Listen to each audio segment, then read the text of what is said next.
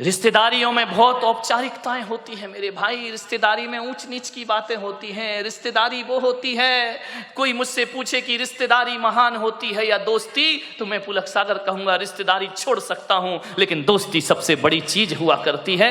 दोस्ती में कुछ ऊंच नीच नहीं होता है। दोस्ती में, रिश्तेदारी में तो रिश्तेदारों से संभल संभल के बोलना पड़ता है। हमको पूछा नहीं, हमारा सम्मान नहीं किया, हमारा, ये रिश्तेदारियों के लफड़े हैं। हम उनके घर गए, हमें पानी को नहीं पूछा।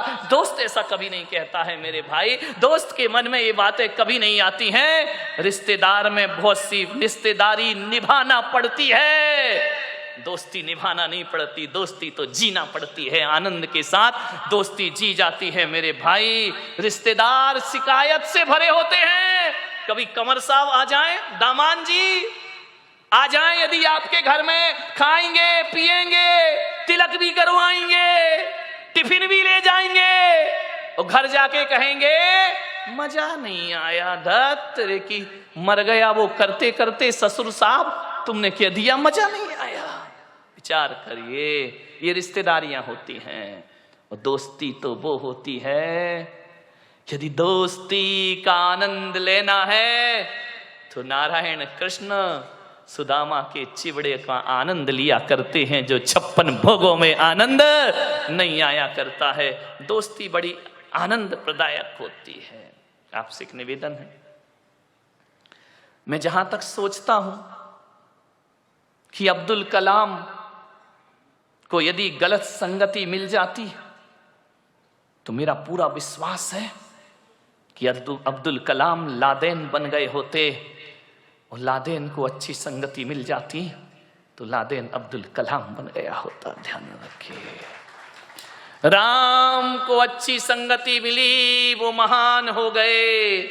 यदि रावण को अच्छी संगति मिलती तो रावण भी राम बन के खड़ा होता, और राम को गलत संगति मिलती तो राम रावण बन गए होते। मेरे भाई, आपसे मैं यही निवेदन करना चाहता हूं। आज यदि मैं इस ओहदे पर आके पहुंचा हूं तो इसमें मेरे जीवन में सबसे ज्यादा हाथ किसी का है तो दोस्तों का हाथ मेरे जीवन में है। मान्यवर, सोचिए, अच्छी संगति करो।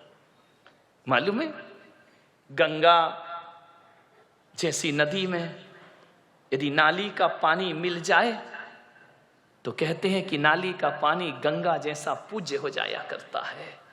गंगा में नाली का पानी मिले तो वो गंगा जल हो जाया करता है, और गंगा जल को यदि नाली में डाल दिया जाए तो वो गंदा जल हो जाया करता है, वो अपवित्र हो जाया करता है। संगति करो तो गंगा जैसों की करो, जहां जाकर के हमारा ये गंदगी में शरीर पवित्र हो जाए। एक कोयले की बोरी में, कोयला जानते हैं, मैला है क्या, बड़ा कठिन है, कोड़सा है, यही कोड़सा, हाँ चलेगा, बहुत कठिन है भाई।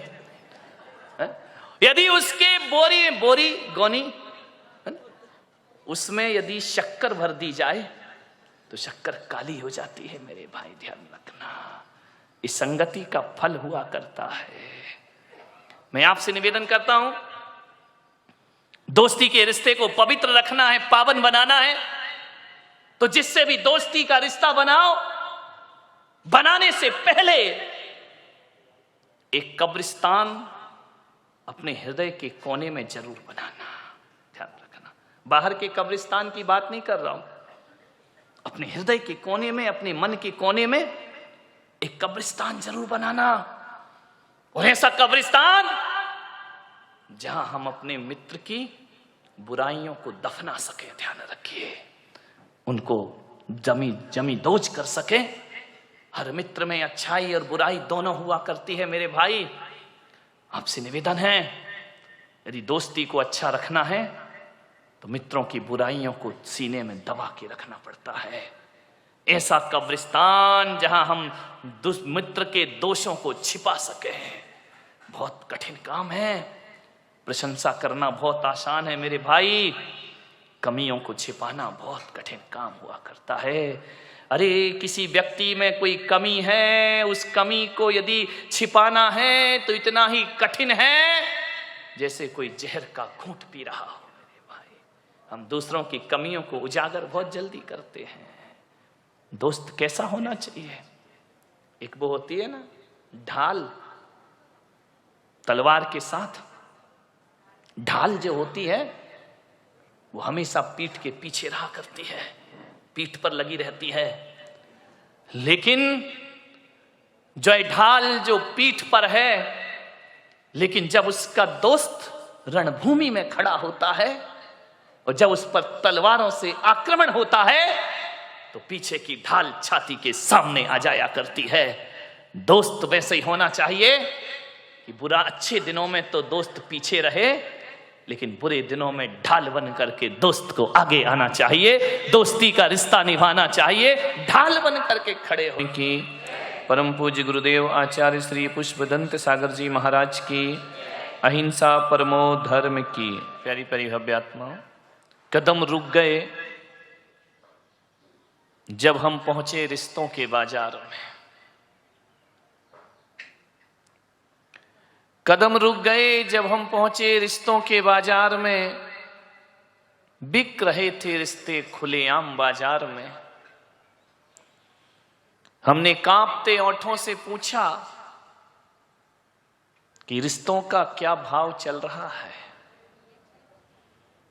दुकानदार ने कहा कि बोलो भाई साहब, कौन सा रिश्ता खरीदोगे?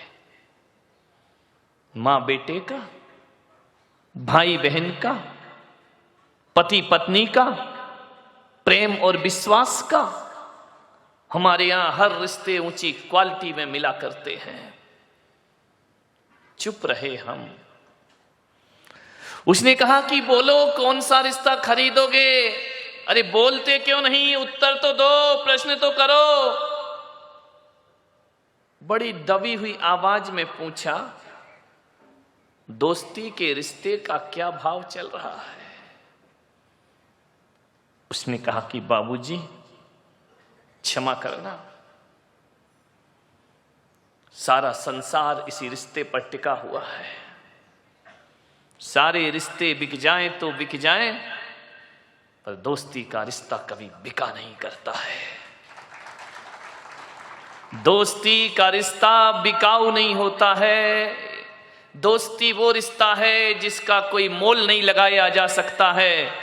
और जिस दिन दोस्ती का रिश्ता बिक गया, उस दिन ये दुनिया जीने लायक ना रह जाएगी। ध्यान रखना, दोस्ती से कीमती कोई जागीर नहीं होती। दोस्ती से कीमती कोई जागीर नहीं होती। दोस्ती से खूबसूरत कोई तस्वीर नहीं होती। यूं तो कच्चा धागा है दोस्ती मेरे भाई, मगर इस धागे से मजबूत कोई जंजीर नहीं होती। मगर इस धागे से मजबूत कोई जंजीर नहीं। महावीर भगवान ने कहा है, सत्वेषु मैत्रीम गुणषु प्रमोदम। एक सूत्र दिया, सारे जगत से मैत्री का भाव रखो, दोस्ती का भाव रखो। अरे एक इंद्री से भी दोस्ती का भाव रखो, दो इंद्री से भी दोस्ती का भाव रखो, पंच इंद्री से भी दोस्ती का भाव रखो। इस संसार में अरे जो दोस्त हैं वो तो दोस्त हैं, कहा जाता है दुश्मन से भी दोस्ती का भाव रखो। वो भगवान महावीर का संदेश है, जियो और जीने दो। ध्यान रखिए, प्रेम का सूत्र है वो है। एक बात स्मरण में रखने जैसी है, हमारी जिंदगी जो चलती है तीन लोगों पर चलती है, पत्नी, बच्चे और दोस्त। समझना, एक गृहस्थ को जीने के लिए पत्नी की भी जरूरत होती है, उसे औलाद की भी जरूरत होती है, और उसे एक दोस्त की भी जरूरत हुआ करती है। इनके बिना जीवन अधूरा होता है, इनके बिना गृहस्थ की जिंदगी खुशहाल नहीं हो सकती है। ध्यान रखिए, एक पत्नी भी चाहिए, औलाद भी चाहिए, और एक अच्छा सा दोस्त भी चाहिए। माने एक बात बड़ी मार्के की है, ये तीनों चीज बड़ी नसीब से मिला करती हैं, किस्मत से मिला करती हैं।